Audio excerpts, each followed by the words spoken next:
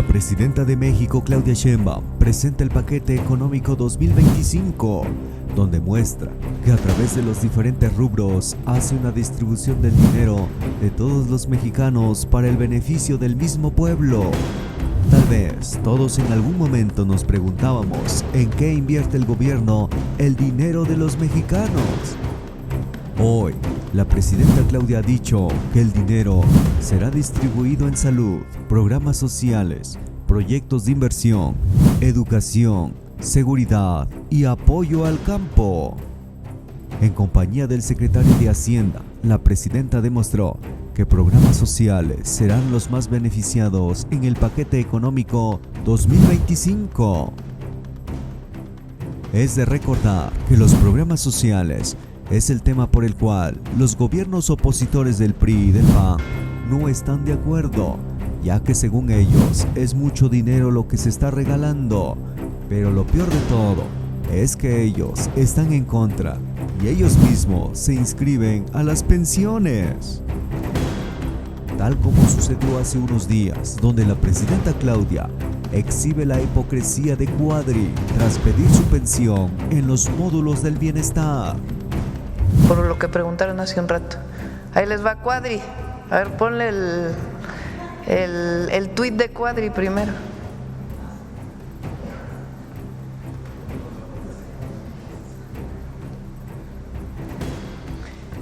¿Este de cuándo es?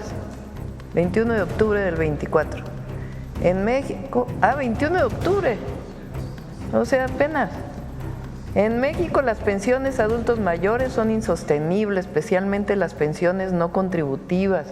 Por el envejecimiento de la población, una proporción menor entre trabajadores formales y adultos mayores, informalidad, baja recaudación fiscal y una mayor esperanza de vida.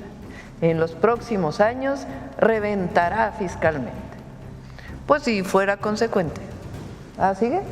Las pensiones a adultos mayores son, ese es del 23, son una bomba de tiempo que López está dejando a los siguientes gobiernos sin un mecanismo sostenible de financiamiento. Bueno, si fuera consecuente, pues no iría por su pensión, ¿verdad? Pero en las redes ayer salió, ahí está, inscribiéndose a la pensión de adulto mayor. Pues ¿cómo? Pues lo primero es la consecuencia, ¿no? Entonces es lo mismo acá. El secretario de Hacienda y Crédito Público, Rogelio Ramírez de la O, detalló en qué consiste dicho paquete fiscal, mismo que aseguró acopla a los 100 compromisos de la presidenta Claudia Sheinbaum Pardo, llevándolo a tener una visión de mediano y largo plazo. Con los gobiernos opositores nunca sabía el pueblo de México cuánto dinero recaudaba el gobierno y en qué lo aplicaba, pero sí que se sabía que la mayoría del dinero se lo robaban y eran transferidos en paraísos fiscales. Con el gobierno de la Cuarta Transformación se ha estado luchando para erradicar la corrupción desde la raíz. Ahora veamos cuánto dinero hay y en qué se gastará en este año 2025. Les voy a dar un panorama del proyecto de presupuesto que presentamos a la Cámara de Diputados y a la de Senadores el pasado 15 de noviembre. 3 consideraciones para la elaboración. Este proyecto tiene principios en el humanismo mexicano, es decir, la consolidación de un desarrollo con beneficios compartidos. 2. Está inserto en el cumplimiento de los 100 compromisos que asumió la presidenta doctora Claudia Sheinbaum Pardo el día de su toma de protesta. En este sentido, el proyecto corresponde al año 2025, pero tiene visión de mediano y largo plazo. 3. Busca el equilibrio entre ingreso y gasto de tal forma que se logra la disminución del déficit presupuestal de 5.9% del Producto Interno Bruto a 3.9% del Producto Interno Bruto y continúa con un mensaje de que la situación fiscal se consolide. Respecto del monto, el total es 9.3 billones de pesos, un incremento nominal de 2.6% respecto al autorizado para el año 2024, equivalente a 235,000 millones de pesos. Del total, el gasto programable, que quiere decir lo que el gobierno puede programar, es decir, hay gastos que el gobierno no programa que ya están, como las participaciones a estados, el costo financiero, en fin. Lo que programamos en el gobierno son 6.5 billones orientados al cumplimiento de objetivos y metas. 2.8 billones es el gasto no programable que ya les mencioné, es el servicio de la deuda.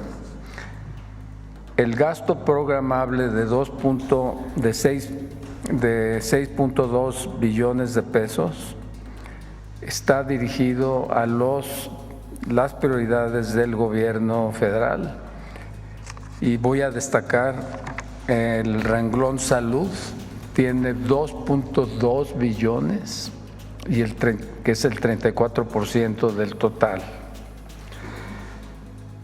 1.1 billones corresponden a los programas sociales que ya se venían otorgando, pero que además están reforzados por un programa de vivienda social cuya meta en el sexenio es 1 millón de viviendas. También por la universalidad de la beca a la educación básica, el apoyo a mujeres de 60 a 64 años, las preparatorias y universidades para el bienestar y el bienestar casa por casa, que son proyectos nuevos, todos estos, que la presidenta anunció ya en una oportunidad. Para la inversión, el presupuesto son 996,000 millones en proyectos estratégicos, todos con una perspectiva regional, generando polos de bienestar en diferentes regiones. 276,000 millones de pesos es el gasto de inversión que corresponde y que será ejercido por las entidades federativas a través de aportaciones del gobierno federal que son transferidas a estas entidades. Además de lo anterior, hay otros rubros importantes que son 723,000 millones de pesos destinados a educación en todos los niveles y modalidades. Los 297,000 millones corresponden a seguridad y 104,000 millones al campo. Aquí vamos a mencionar, estoy en esta distribución del presupuesto.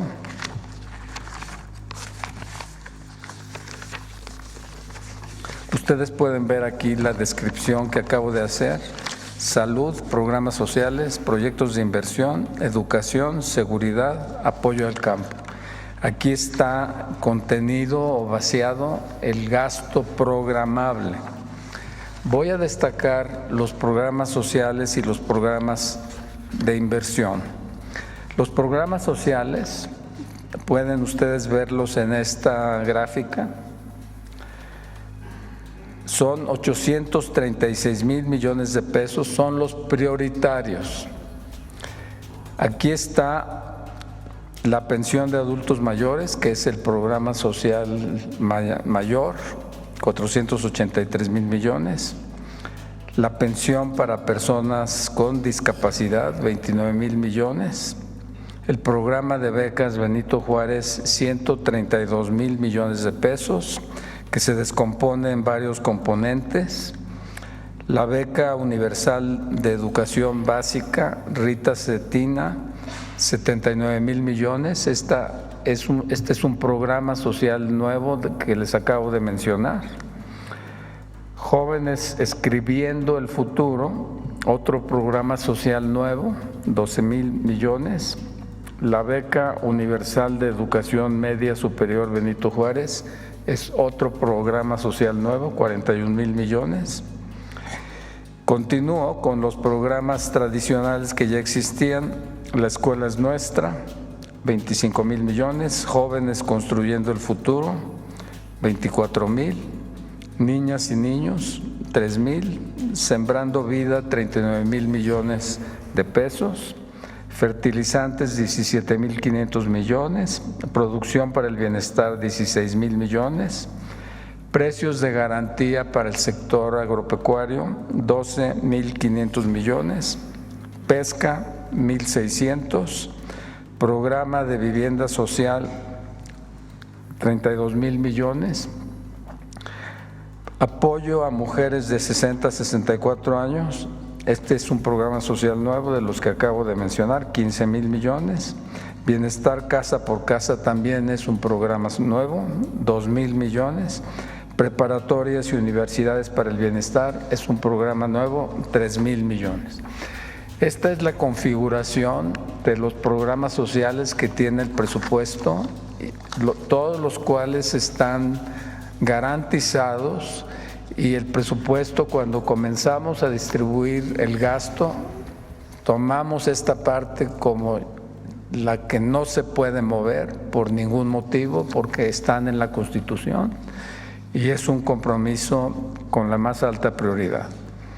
Paso a los programas de inversión, y estos son los programas también de inversión física. Yo les mencioné la cifra de 996,000 millones de pesos de inversión total, pero esa inversión total incluye inversión financiera. Aquí estamos hablando de proyectos de inversión física, que son 811,000 millones de pesos. 157,000 millones está en infraestructura para trenes, 20,000 millones en carreteras y caminos, 20,000 millones en infraestructura hídrica, 31,986 millones infraestructura en sector salud, fortalecimiento para seguridad, 14,547 millones, infraestructura y desarrollo en CFE y Pemex, 273,000 millones, y lo que les mencioné, que es la inversión que está para ser ejercida por las entidades federativas, 276,000 millones. La provisión para desastres naturales, 18,914 millones. El presupuesto está cubriendo todas las necesidades que tenemos en el sector público, en el sector social, en el sector de infraestructura, y está también garantizando el pago de intereses de la deuda, el pago del servicio de la deuda, el pago de entidades, de aportaciones a participaciones federales a las entidades federativas, y todo el conjunto de obligaciones que tenemos en el sector presupuestal. Con eso termino la descripción y lo dejo para algunas otras preguntas o aclaraciones que tengan ustedes. Muchas gracias.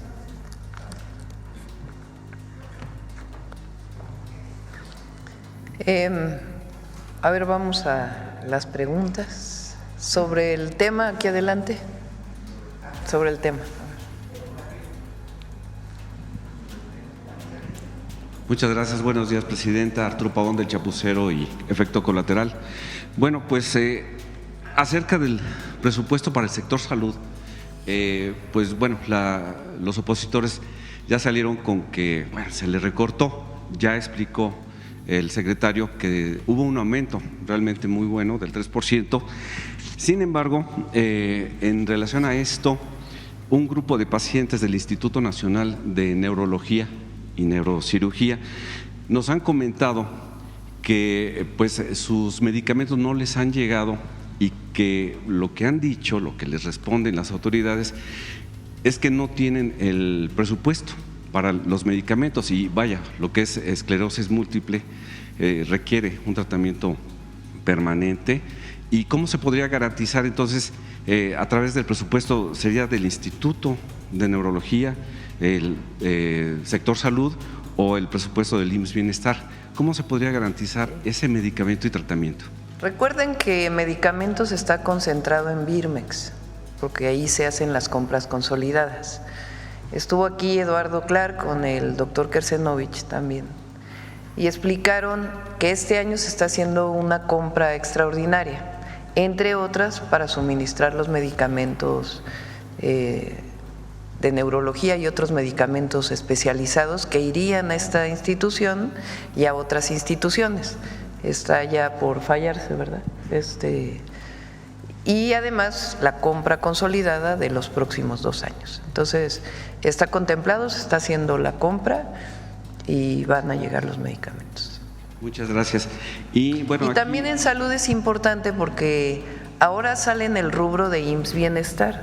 Si ustedes ven en el presupuesto, IMSS Bienestar aumenta respecto al año anterior porque se fueron incorporando muchos estados y ahora ya no sale por lo que era antes el Seguro Popular o el INSABI, sino que sale directamente por el IMSS Bienestar.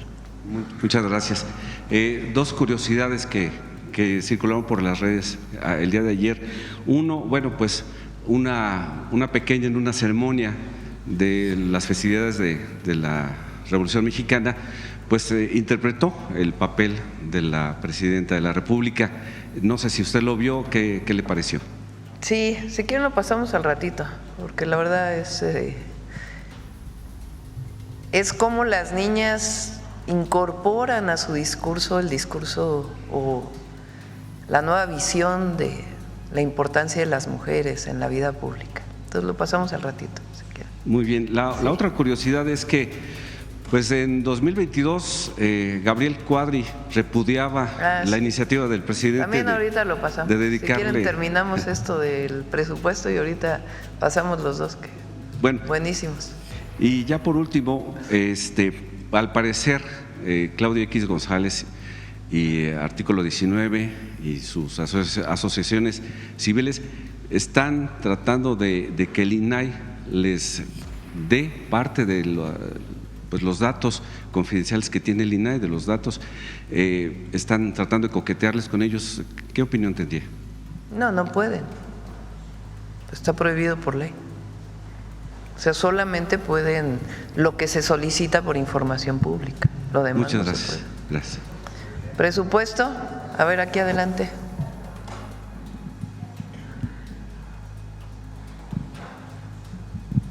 Presidenta, muy buenos días. Aisa García, de Telesur. 2 preguntas o 3 sobre el presupuesto. La primera es, la Secretaría de Hacienda ha insistido en estos días en la idea de que el PIB crecerá entre 2 y 3%. El consenso del mercado dice que no llegaremos ni al 1.5%, una cifra por debajo de la expectativa. Esto podría impactar en tener que reducir los programas sociales. ¿O de dónde, si tienen previsto, de dónde saldrían los recursos en caso de que no se alcancen esas metas? Bueno, esta pregunta me tomó 15 minutos contestarla en el Congreso. Seguramente ustedes la vieron.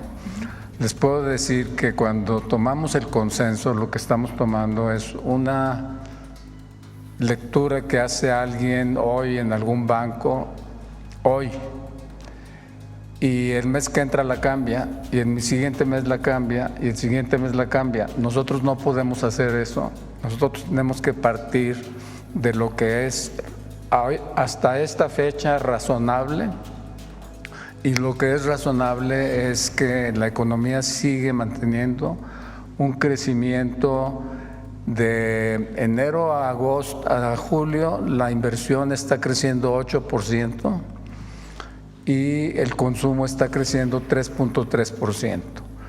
no vemos en estos componentes, vimos un bache en un par de meses en donde tuvo que ver con la sequía y otros eventos que en parte se están revirtiendo, y hoy la lectura que tenemos de los mercados es que está en general normalizándose la situación de suministro. Por supuesto que hay muchos imponderables, pero lo que nosotros hacemos con la proyección de presupuesto es tomar lo más razonable. Nada más podemos tener un pronóstico, y ese pronóstico es lo razonable, lo que nos decide nuestra estimación. Nosotros tomamos en cuenta los gastos de combustibles, los gastos de tarjeta de crédito, los estamos monitoreando todo el tiempo. Nosotros estamos todo el tiempo hablando con las empresas del sector privado y no están planeando para esa estimación de crecimiento. Entonces lo que les puedo decir es, son dos cosas distintas. Podemos hablar del consenso y es una cosa, y podemos hablar de la estimación de Hacienda y es otra cosa distinta. Muchas gracias. La siguiente pregunta va por ese camino y se dice que para el presupuesto de 2025 se está estimando un precio del barril del petróleo en $57.8 estadounidenses. Ante un escenario internacional como el que estamos viviendo de conflictos bélicos, como el de Gaza, Israel contra Gaza y Ucrania ya lanzando misiles, el precio internacional del petróleo podría variar. ¿Tiene el gobierno de México un plan para reaccionar y para proteger el precio del barril? Sí, el precio del petróleo puede subir si hay algo en Ucrania. El precio del petróleo se puede desplomar si el presidente Trump lleva adelante su proyecto de aumentar la producción a lo máximo. ¿Sí? Entonces, ¿qué plan tienen ante esto? Nosotros en Hacienda lo que usamos es una fórmula. Esa fórmula está existente desde desde los años 90. Es una fórmula que toma en cuenta los futuros, los promedios de los últimos 10 años, es una fórmula que mezcla varias cosas. No está en la ley, no podemos nosotros salir con un precio del petróleo. Es obligatorio para nosotros utilizar esa fórmula y eso es lo que nos da la fórmula.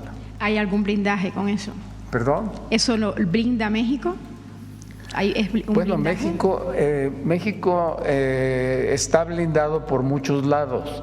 Nada más lo que le quiero decir es, el presupuesto es una cosa y el blindaje es otra cosa distinta.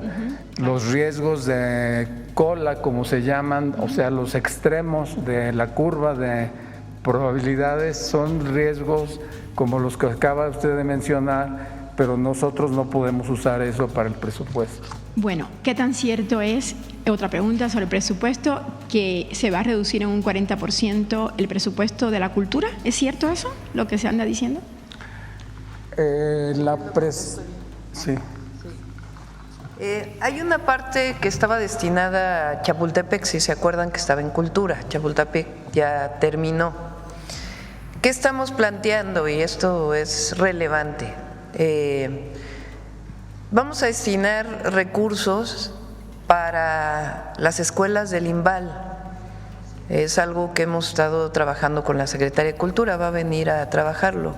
El conservatorio y otros estudiantes lo estuvieron demandando y en efecto hay muchos rezagos en las escuelas, tanto en infraestructura como en operación. Entonces vamos a cubrir esa parte.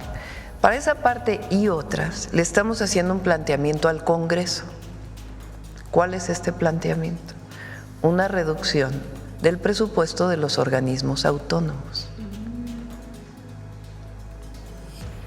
Para que ese presupuesto se destine a cultura, a educación, incluso una parte queremos elevar los salarios del ejército, que en particular los salarios del ejército de los soldados quedaron rezagados frente a la Guardia Nacional, Y con ello estaríamos, además de lo que ya viene en cultura, apoyando todavía más a la cultura. Y una parte muy importante se la vamos a dar a educación.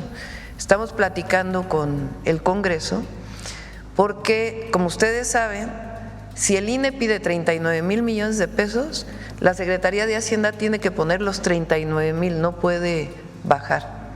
Pero el Congreso sí tiene esa atribución. Y ya el propio INE aceptó que incluso puede reducir el presupuesto frente a la elección del próximo año.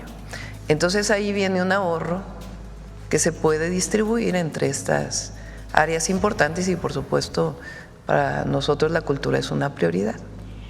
Presidenta, ¿me permite una pregunta sobre lo que dijo fuera y el INA también, de ahí tendría, INA y INVAL sobre todo. Una pregunta sobre lo que dijo el primer ministro de Canadá ayer en entrevista, de que desea continuar, por supuesto, el TMEC con México, pero que todo dependerá de las decisiones que tome México hacia adelante. La pregunta es, ¿qué mensaje mandaría usted a Trudeau? ¿Y cuál es la instrucción para el canciller y para el secretario de Economía, Marcelo Ebrard, en este sentido? Si se tiene prevista alguna reunión con los canadienses, porque está diciendo Trudeau que todo dependerá de las decisiones y elecciones que haga el gobierno de México hacia adelante. Sí, nuestra decisión se conoce y nuestra intención. Y además es muy relevante y eso vamos a empezar a trabajarlo, bueno, ya lo tenemos listo, pero a difundirlo. El tratado es muy bueno para los tres países, para los tres. Es muy bueno para Canadá, es muy bueno para Estados Unidos y es muy bueno para México. Lo dije desde que entré al gobierno.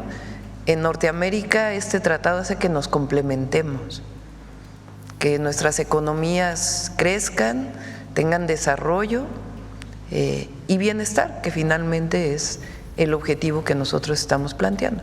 Lo platiqué en su momento con el primer ministro de Canadá.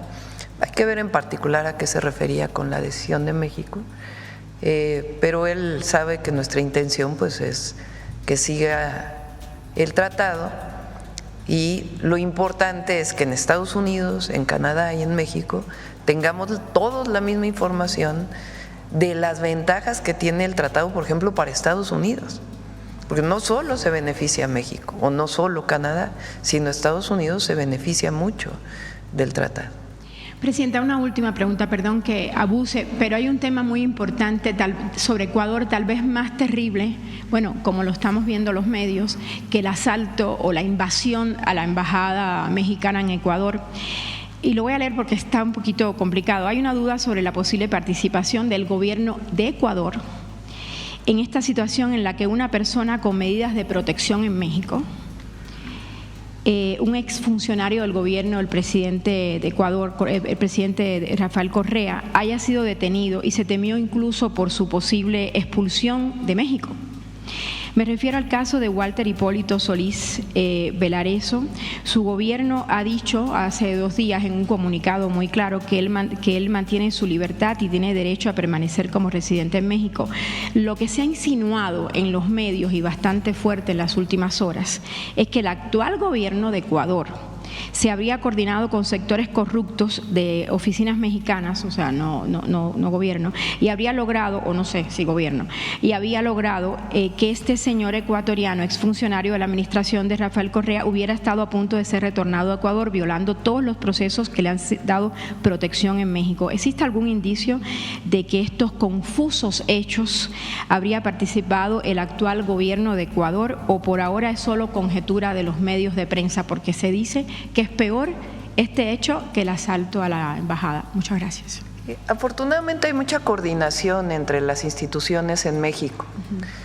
Esta persona es refugiado, tiene esa categoría, pero al mismo tiempo tenía una ficha de Interpol.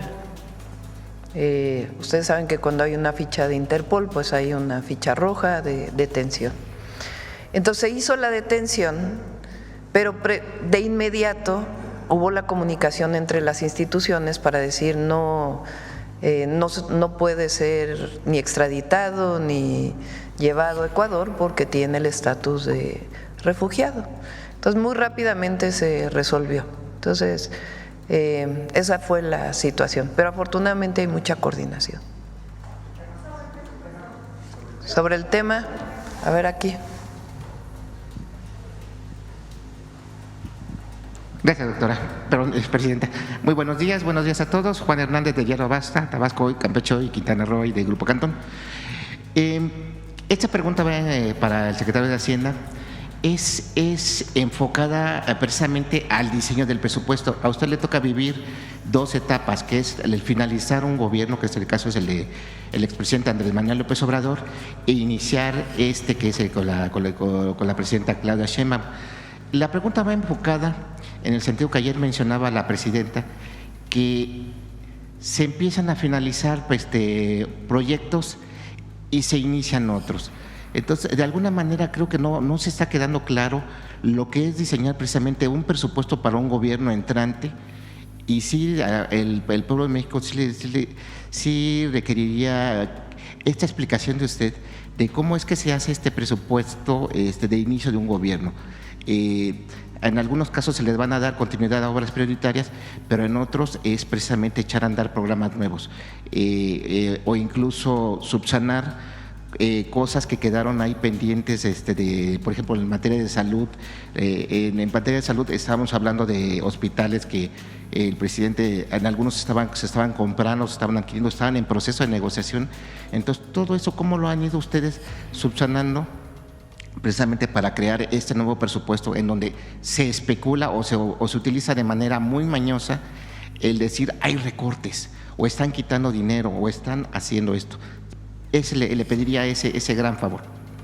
Bueno, es que en el último año del último gobierno, del anterior gobierno, del presidente López Obrador, había muchas obras muy grandes que estaban en proceso de conclusión, y esa conclusión implicaba un desembolso muy alto de sus presupuestos.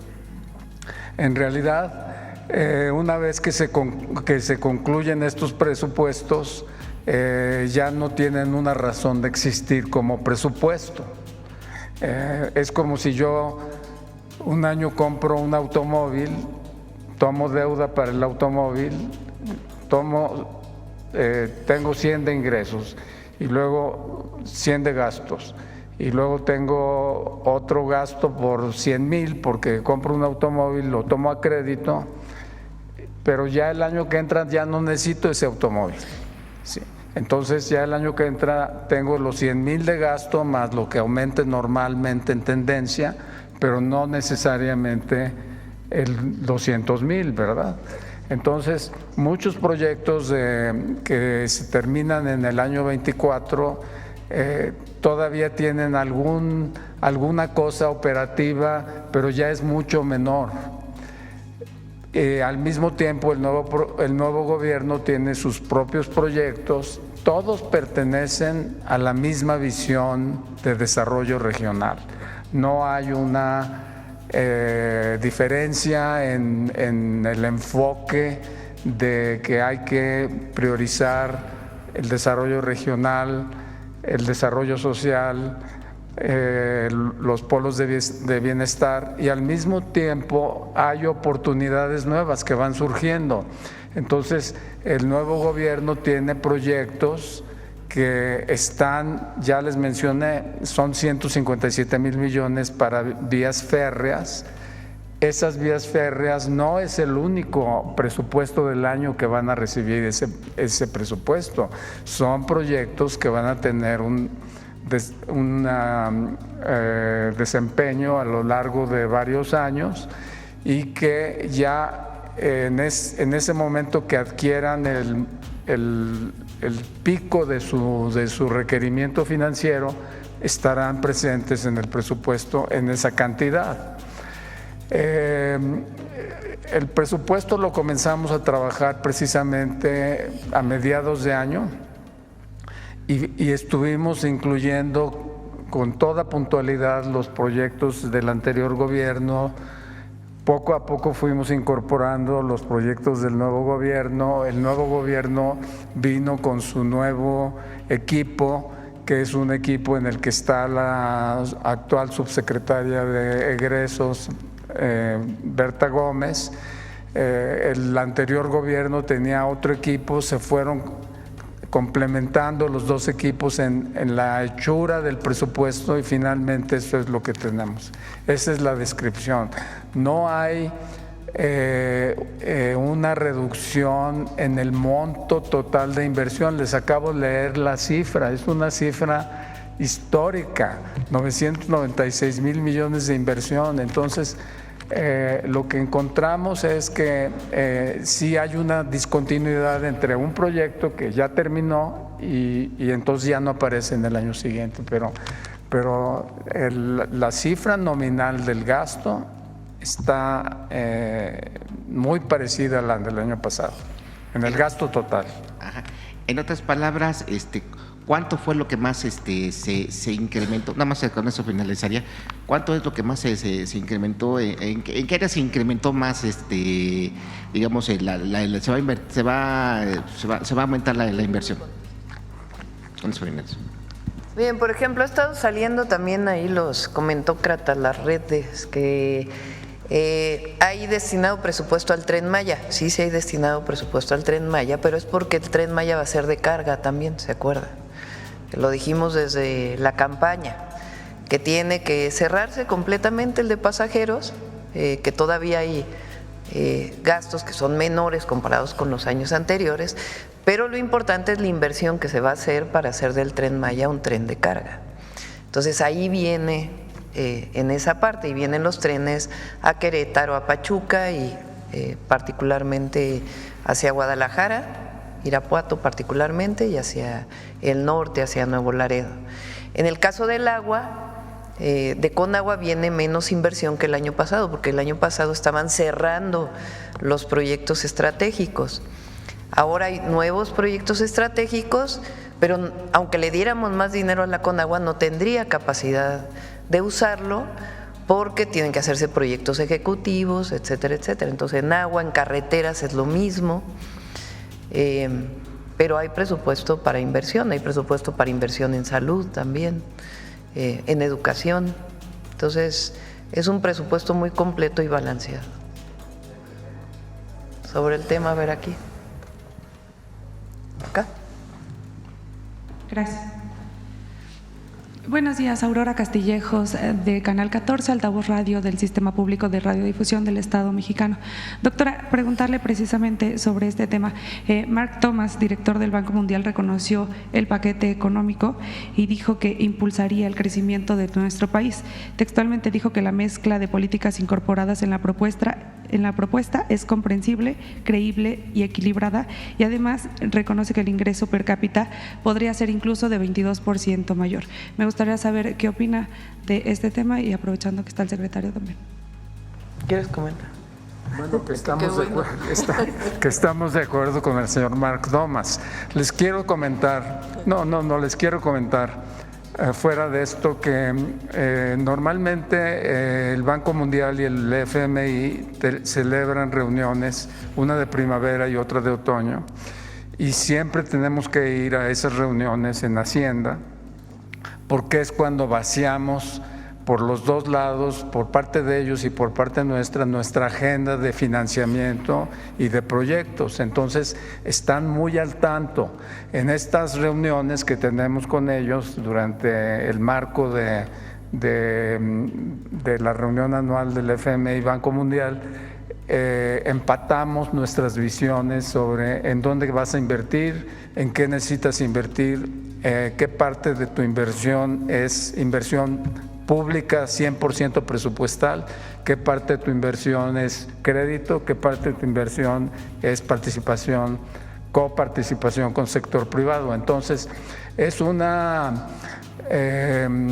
diálogo permanente que tenemos con los dos organismos y por eso es que sus visiones están mucho más balanceadas que las visiones que normalmente encuentra uno en la calle, ¿no?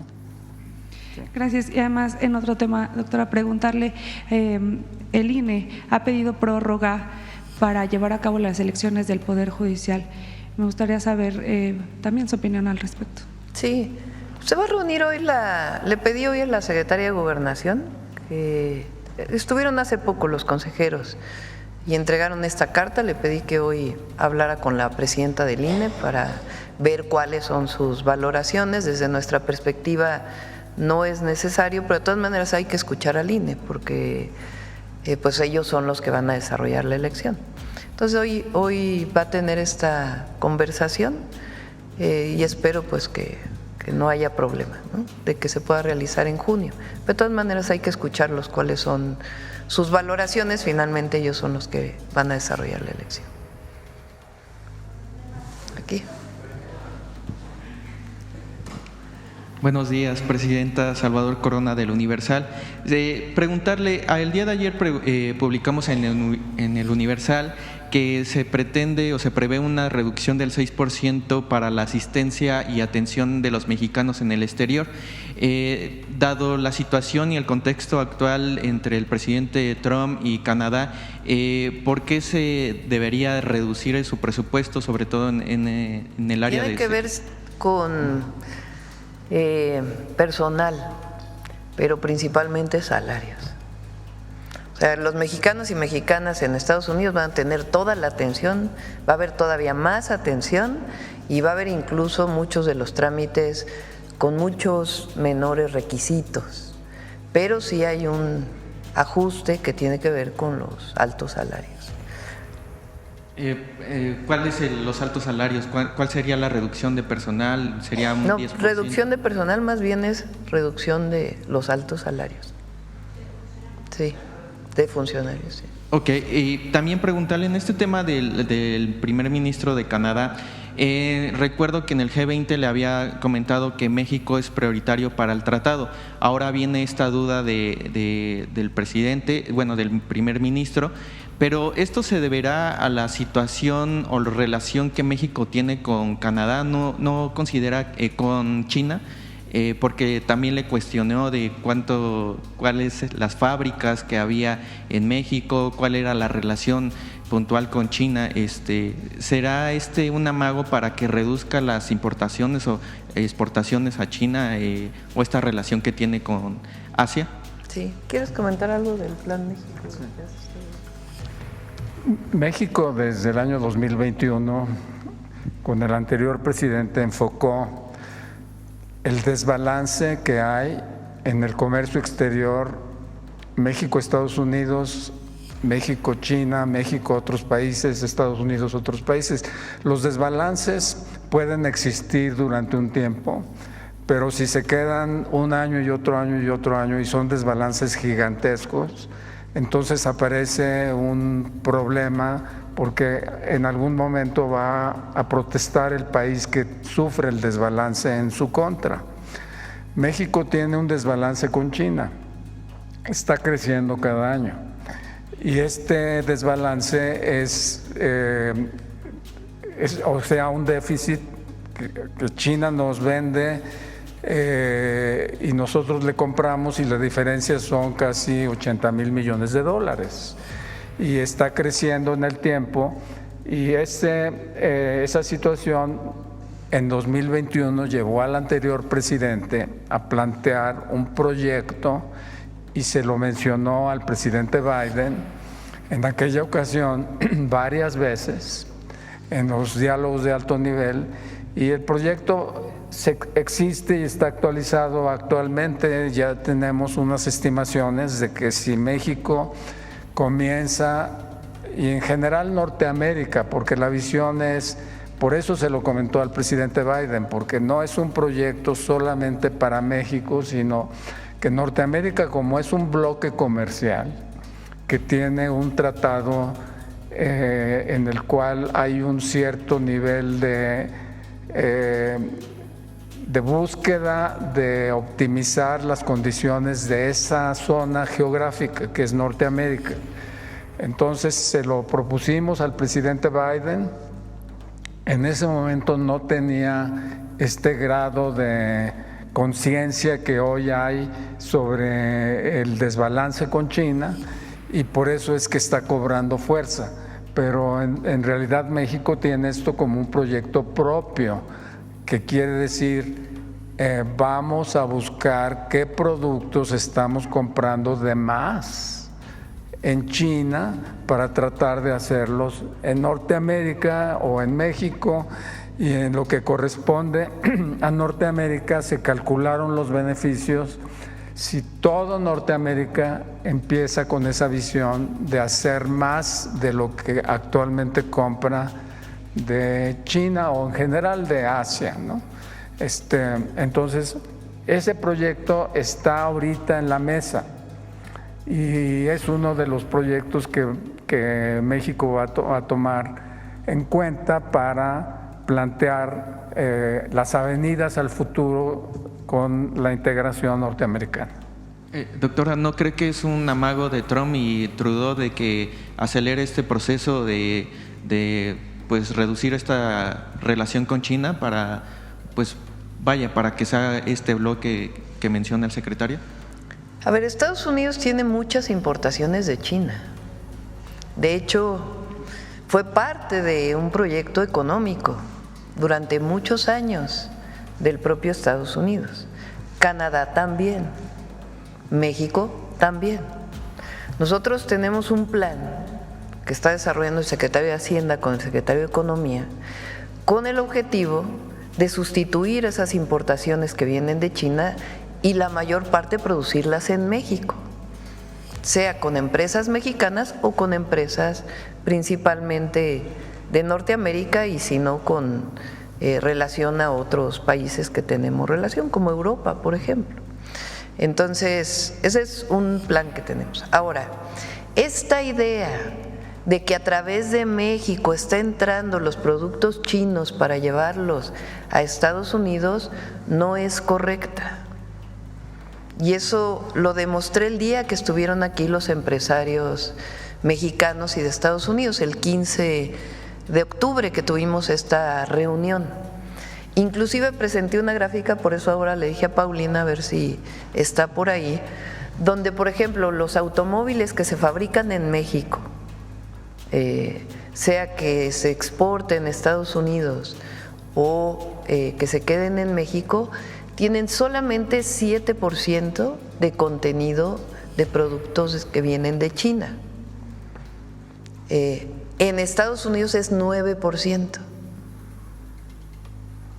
Y así, si nos vamos sector por sector, está ocurriendo así. Y es que pues, no es evidente para todo el mundo que China se volvió, entre otros, pues uno de los grandes exportadores para todo el mundo. Ese fue un proyecto de China y Estados Unidos, al incorporar a China a la Organización Mundial de Comercio, pues fue parte de este proceso.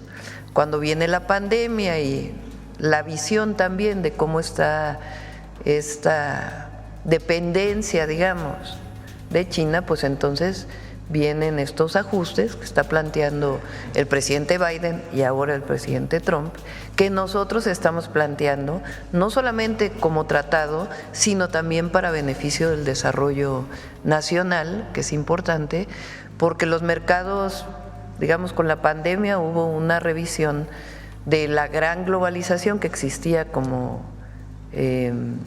teoría, como meta, que no importaba si fabricabas en un país o en otro, lo importante era dónde era más barato y que se liberara el comercio. Pues ahora hay una visión más de mercados regionales, por diversas razones.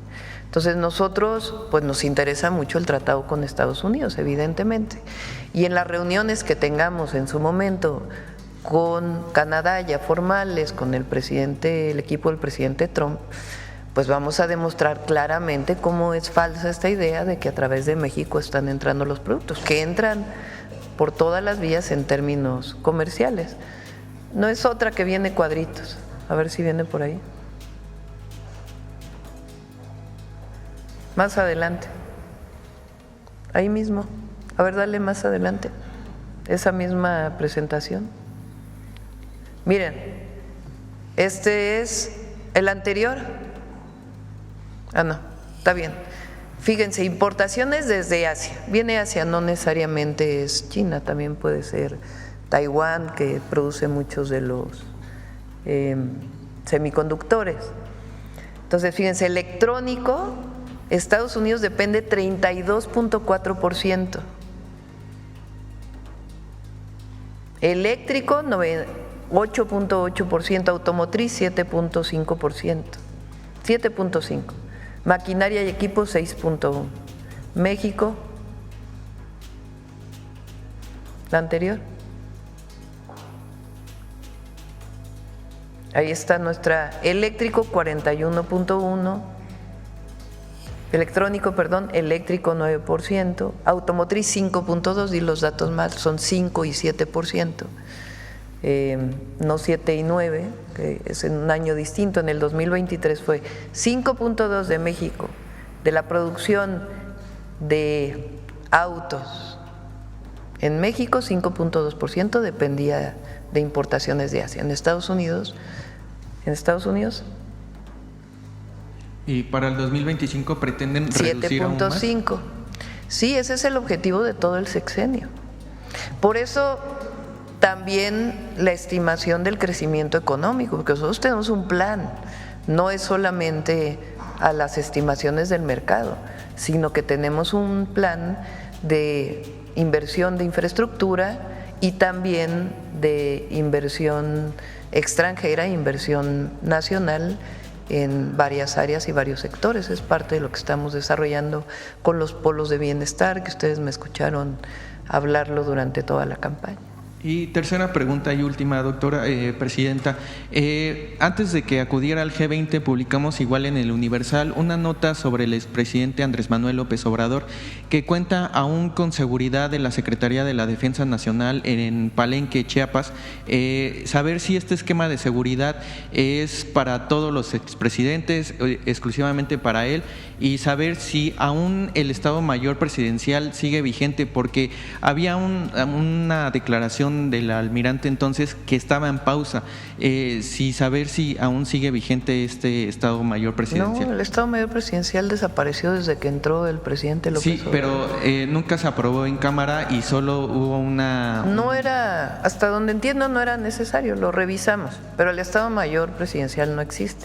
Okay. Y no sé cómo contabilizó el Universal, porque hay un cuartel ahí no sé si es en Palenque o cerca de Palenque, en donde evidentemente pues hay fuerzas de seguridad como en muchos otros lados del país. Entonces no sé exactamente cuál fue la contabilidad y cómo la hicieron. Fue a través de una solicitud de transparencia donde la Sedena responde que exclusivamente para el presidente Andrés Manuel hay un cuerpo militar resguardando esta finca o este domicilio donde vive. Él tiene una seguridad mínima en su domicilio y en todo caso son parte pues del cuartel en donde vive, pero que realizan también otras tareas. ¿Otros expresidentes lo tienen, este esquema? Lo voy a revisar. Recuerden que casi todos los expresidentes viven fuera, con excepción de Fox. Gracias. No sé si Calderón vive en España, Zedillo vive en Estados Unidos, Salinas vive en España ahora. Entonces, acá.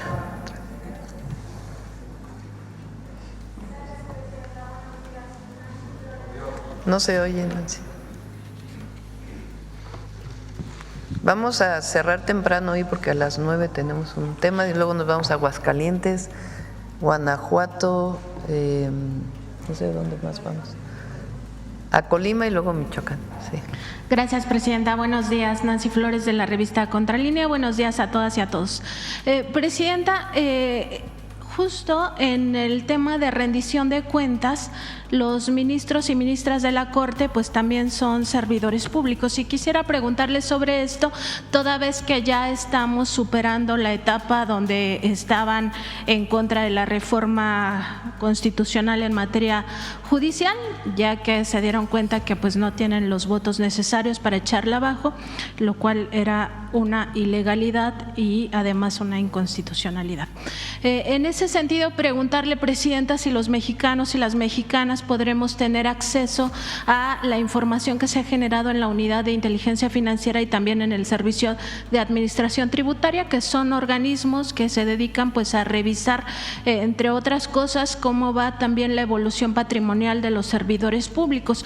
Esto se lo pregunto pues justamente porque están obligados a la rendición de cuentas y muchos de ellos tienen casos, pues como se sabe, también magistrados magistrados y jueces de expedientes que guardan en sus cajones. Eso ya es muy público, y también casos donde liberan a presuntos delincuentes de cuello blanco y también delincuentes del crimen organizado, algunos generadores de violencia, como lo que recién acaba de pasar con el Contador, este personaje ligado al narcotráfico, particularmente al cártel del Golfo. Entonces, preguntarle si esta información contra extradiciones también. Además, entonces preguntarle sobre esto, toda vez que estos asuntos, pues al final la vida pública tiene que ser cada vez más pública, y además, a pesar de que están obligados a presentar su declaración patrimonial, pues esta no incluye información que realmente le permita al pueblo saber si hay actos de corrupción ligados a estos ministros, a estos jueces, a estos magistrados. Pues habría que ver qué parte es de información personal, que todos tenemos derecho a privacidad en ciertos temas, y qué parte pues debe ser pública, ¿no? Entonces lo revisamos. Creo que ayer aprobaron también sus haberes de retiro los ministros y ministras, ahí para que hagan su investigación. También en otro tema, Presidenta, ayer se confirmó ya en la Cámara de Diputados esta extinción de 7 organismos autónomos. Esto ya pasó en esta Cámara de Diputados, y nosotros en la revista Contralínea hemos continuado con esta investigación en torno al INAI. Hay una auditoría interna que hizo el órgano interno de control de este Instituto Nacional de Transparencia sobre los viajes al extranjero y también viajes nacionales que hacen no solo comisionados, sino también algunos funcionarios de alto nivel. Entre otras cosas, esta auditoría interna 02-2024, que revisa la cuenta pública 2023 en los viajes, revela, por ejemplo, que en viajes al extranjero hay muchos de estos que no se demuestra que se compraron boletos de avión. O sea, no se puede ir al extranjero, a estos viajes a Europa sobre todo, sin boletos de avión, por ejemplo. No hay otras irregularidades, otros hallazgos, como por ejemplo que se gastan más dinero de lo que estaba presupuestado, y también otros casos donde se incluye que no devuelven el recurso cuando gastaron menos dinero. Entre los hallazgos nos llama la atención uno muy particular que tiene que ver con un viaje que hizo la entonces presidenta de este instituto, Blanca Lilia Ibarra, porque fue al paraíso fiscal de Bermudas con otros 7 acompañantes, todos ellos funcionarios de alto nivel de este instituto, supuestamente a una reunión pues de transparencia. Pero ¿qué transparencia existe en paraísos fiscales, no? Este caso particular, donde además son los viajes más caros. La mayoría de ellos gastaron entre 90,000 y 100,000 pesos cada uno de estos funcionarios, es decir, se gastaron más de $500,000 solo en asistir a este paraíso fiscal, que además es una isla en el Caribe mexicano, que es un lugar pues evidentemente también turístico. Entonces, preguntarle por esta posición que tiene sobre todo los grupos opositores de seguir indicando que está en riesgo la democracia porque ya no hay contrapesos, porque si desaparece el INAI, entonces también desaparece el periodismo de investigación, cosa que los periodistas investigadores sabemos que evidentemente no todas las investigaciones parten de solicitudes de información, y que desde el punto de vista metodológico la mayoría de las investigaciones periodísticas no dependen de solicitudes de información, sino de fuente confidencial. Entonces, preguntarle, Presidenta, sobre esta posición de los opositores cuando está evidentemente todo documentado de la corrupción en este Instituto de Transparencia. Hay mucha falsedad,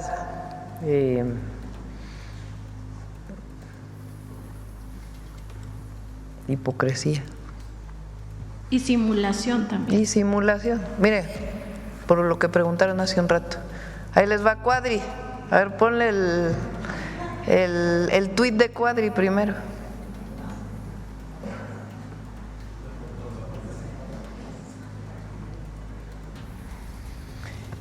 ¿Este de cuándo es? 21 de octubre del 24. En México, 21 de octubre. O sea, apenas. En México las pensiones a adultos mayores son insostenibles, especialmente las pensiones no contributivas. Por el envejecimiento de la población, una proporción menor entre trabajadores formales y adultos mayores, informalidad, baja recaudación fiscal y una mayor esperanza de vida. En los próximos años reventará fiscalmente. Pues si fuera consecuente. ¿Sigue? Las pensiones a adultos mayores son, ese es del 23. Son una bomba de tiempo que López está dejando a los siguientes gobiernos sin un mecanismo sostenible de financiamiento. Bueno, si fuera consecuente, pues no iría por su pensión, ¿verdad? Pero en las redes ayer salió, ahí está, inscribiéndose a la pensión de adulto mayor. Pues ¿cómo? Pues lo primero es la consecuencia, ¿no? Entonces es lo mismo acá. La defensa del INAI no tiene que ver con la transparencia. Es por estar en contra de lo que se está planteando. Porque, a ver, los propios consejeros o la presidenta, pues lo primero es actuar con rectitud y transparencia, si eres representante de la transparencia. Entonces, pues es lo mismo, mucha simulación y muy poca congruencia.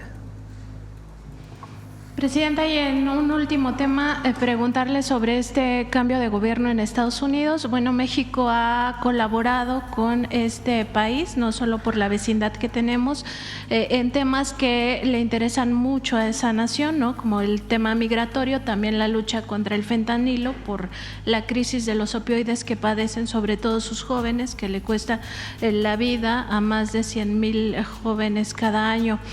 También se ha colaborado, por ejemplo, en la extradición de delincuentes o presuntos delincuentes que solicita Estados Unidos, el caso particular de narcotraficantes que se acaban enviando a ese país. Y sin embargo permanece un desdén hacia nuestro país. Estados Unidos no solo es el tema del Mayo Zambada, que usted tuvo pues esta oportunidad de planteárselo directamente a Joe Biden, que si no estaba enterado, a pesar de que esto ha sido muy público durante todos estos meses, desde el 25 de julio que ocurrió este secuestro del narcotraficante en territorio mexicano y que es probable que se hubiera violado la soberanía nacional, pues no ha entregado esta información. A todas luces están ocultando algo.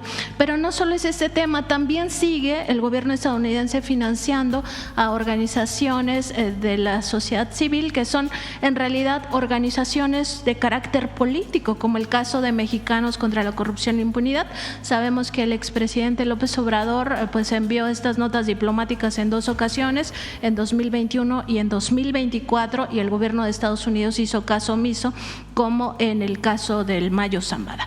Entonces preguntarle, presidenta, ¿hasta cuándo se va a seguir tolerando que en el discurso digan que somos amigos, digan que somos socios, que estamos en un piso de igualdad, y en los hechos pues sigan digamos conduciéndose de esta forma, e incluso quizá en el caso del Mayo Zambada violando nuestra soberanía, lo cual pues es muy grave? Gracias, presidenta. Nosotros siempre vamos y es nuestro papel y es lo que tenemos que hacer, a defender a nuestro país, nuestra soberanía, nuestra independencia, y vamos a colaborar. Ayer estaba viendo el discurso del presidente López Obrador cuando fue a la Casa Blanca con Trump, cuando se firma el tratado. Y en ese discurso, revísenlo, habla o reconoce al presidente Trump por el respeto que ha tenido a México. Entonces, ¿qué planteamos nosotros con Estados Unidos? Por supuesto, colaboración, no solo porque somos socios comerciales, sino porque tenemos una frontera común. Hay temas que evidentemente nos corresponden a ambos tener colaboración, desde temas de seguridad hasta temas de de entrada de armas de Estados Unidos hacia México, o el tema del fentanilo, donde colaboramos porque además es una crisis que está viviendo Estados Unidos. Lo que planteamos siempre es que no haya subordinación, que haya colaboración, que haya coordinación y diálogo de alto nivel. Entonces eso es lo que cualquier presidente de México, presidenta, que represente al país con dignidad, reconociendo nuestra soberanía, pues es lo que tiene que pedir, una colaboración, una coordinación permanente en todos los temas. Hay mucha relación, por ejemplo, el secretario de Hacienda con la secretaria del Tesoro de Estados Unidos, hay comunicación, igual recientemente, por ejemplo, hay mucha comunicación del secretario de Agricultura por temas del gusano barrenador que puede llegar de otros países, y entonces hay una comunicación permanente y muchos otros temas en donde hay colaboración, comunicación, información, porque evidentemente tiene que haberla. Lo que planteamos siempre es que haya respeto y que nosotros pues no podemos subordinarnos, sino al revés, colaborar.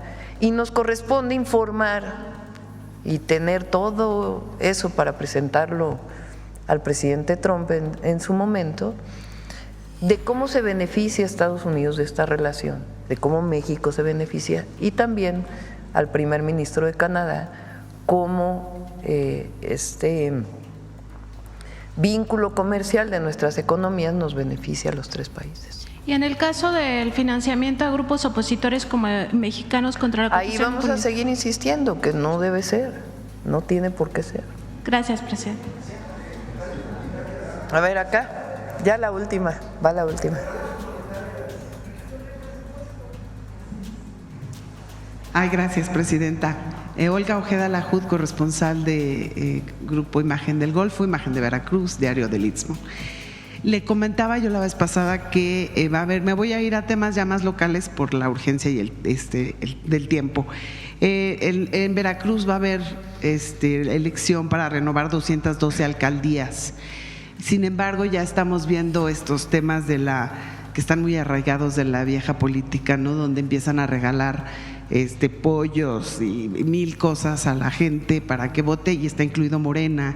Y yo quisiera saber qué mensaje les puede enviar a todos estos políticos que están contendiendo, ¿no? Que van a contender para las alcaldías en el estado de Veracruz. Para cualquier partido político, para cualquier candidato, candidata, presidente municipal, diputado, diputada,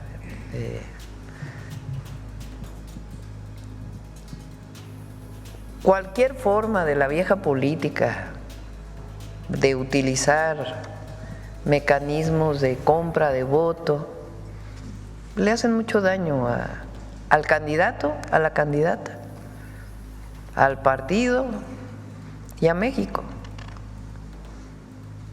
La transformación significa erradicar todas esas prácticas y que sea a partir de lo que nosotros llamamos pues la revolución de las conciencias y de los resultados de un gobierno.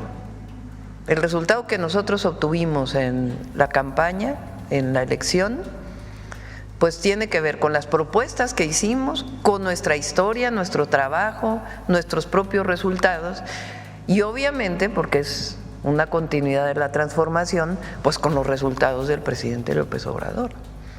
Son ambas cosas que se juntan. Entonces, o no solo dos, más cosas que se juntan. Entonces eso es lo que cuenta a la hora de decidir por los ciudadanos. Y ya la verdad el pueblo de México está muy consciente. Yo no creo que estas prácticas ya funcionen. Gracias. Ayer también usted presentó el Plan Nacional Hídrico y bueno, nos adelantaba todas estas políticas y estrategias que van a tener para garantizar el derecho al agua y para revisar concesiones privadas. En el caso específico de Veracruz, la zona conurbada, queremos comentarle que desde hace 8 años hay una empresa privada, Grupo Más, que pues fue beneficiada con un contrato. Hay muchas quejas, ya acumula quejas, incluso hay denuncias ante la Profeco. Hay un recurso judicial por parte de hecho de la Profeco para echar abajo la concesión, ya que en el Congreso de los Estados los diputados han tratado mucho de atender el tema, pero se ha tardado. Entonces, en el caso particular, ¿habrá alguna intervención? O sea, ¿se va a revisar también todos los contratos privados de todos los estados en el plan nacional? Bueno, hay una parte en donde las entidades tienen atribuciones para hacer sus propias concesiones, o los municipios. Hay entidades donde está privatizada la gestión del agua. Nosotros no estamos de acuerdo con ello, pero hay entidades donde se hace, ya no depende de la Conagua. La Conagua puede concesionar para distintos usos o puede entregar agua en bloque a una entidad o a varias entidades, pero recuerden que el 115 constitucional también le da atribuciones a los municipios para la administración del agua. Entonces ellos, los municipios, pues tienen también esas atribuciones de dar estas concesiones. De todas maneras, pues revisamos el caso. Muchas gracias. Y ya una última pregunta también.